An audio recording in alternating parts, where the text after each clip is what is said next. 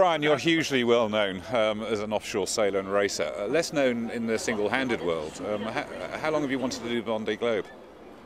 Well, ever since the race started in 1989, when Titouan Lamazou won it, it was just incredible to see that he was faster than the Volvo boats of the time. He was single-handed, and they at those time had crews of sort of 14, 15 people, and he was there by himself in the Southern Ocean, going much faster between Cape Town and Australia. You might remember that. And it's, every edition since then has been bigger and bigger, and this one is quite amazing. With 30 boats, 30 skippers, who are vastly experienced, and the level of technology is amazing. There must be, nearly 100 million euros worth of carbon fibre yacht here. It's just amazing. I don't think there's anything quite like it in sailing, and certainly with so much interest from the public. So if you've been interested in so long, why has it taken you so long to get here? Well, it's not an easy road to get here, and I've been always very interested in multi-hulls. That's first got me excited about single-handed racing, and that's sort of been my focus. And now, as these Imoca 60s have developed, they really are the speed of multi-hulls now, and they're now the place to be. So it's now the top two things have come together, and we've got really fast boats and racing solo and around the world, which the 60-foot trimarans could never do.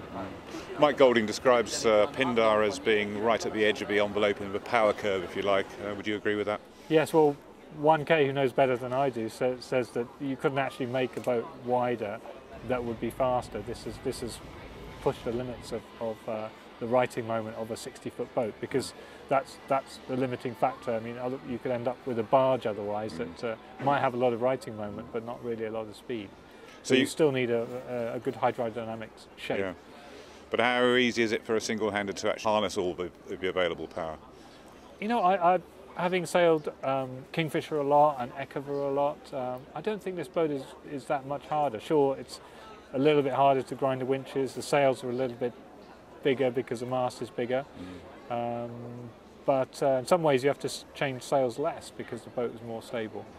So I don't think it's that hard. A lot of people think, oh, it's too much for one person to handle, but would you say that to Ellen MacArthur after sailing the B&Q Trimaran, or Francis Joyon, or Thomas Caville? I think it's within the capacity of the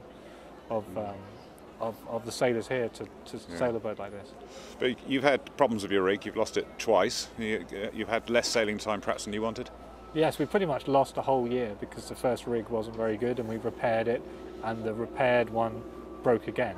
So we're out of the race a year out of the races for a year until we got this mast. So we missed the Fastnet, the Jacques Vabre, the B2B, and then the Transat. But since then we've just been going really well, having no problems with the boat, doing 6,000-mile qualifier with no problems, and doing well in the Artemis round the island race. Yeah, absolutely. We watched that, we filmed that. It was very good to see you out there and doing so well. How do you give your chances in this race? Yeah, someone asked me this before, what the odds? And I'd say 7 to 1. But I think I've got a really good boat here, and I think this sort of course suits me. Try to keep going, think of the big picture, and try to make the right decisions. Keep the boat in one piece as well. It's very, very important in a race like this. You're not going to win it if you go and break things. But how important is it also to get away off the start well in the first few days and to be amongst that leading pack? Well, I think that's vital, both tactically and psychologically, to be up in the leading pack. I think once you drop off the leading pack, you start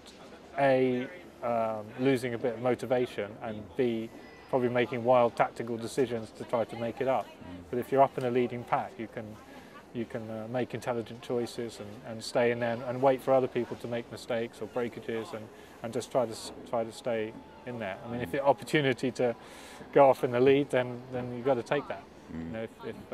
If boats are going one way but you're certain the other way is going to work, then you should do that, because that might be your chance to win the race. It might be like Steinlager in the first leg of the Whitbread race when she won the leg to Cape Town decisively. You know, she went a different way to everyone else, and that made a difference. So 3 days to go. How are you feeling? Excited, nervous? Just can't wait to get on with it. Yeah, I'm loving being here. The family's here, and you know, the number of people on the dock saying hello is great. So that's really enjoyable. And also we've got this big race to come on Sunday, and you know, I can't wait to start that. Great. Well, we'll be following your progress all the way around, and we look forward to seeing you back. You know, hopefully amongst the on the podium at least. That would be great. I look forward to that.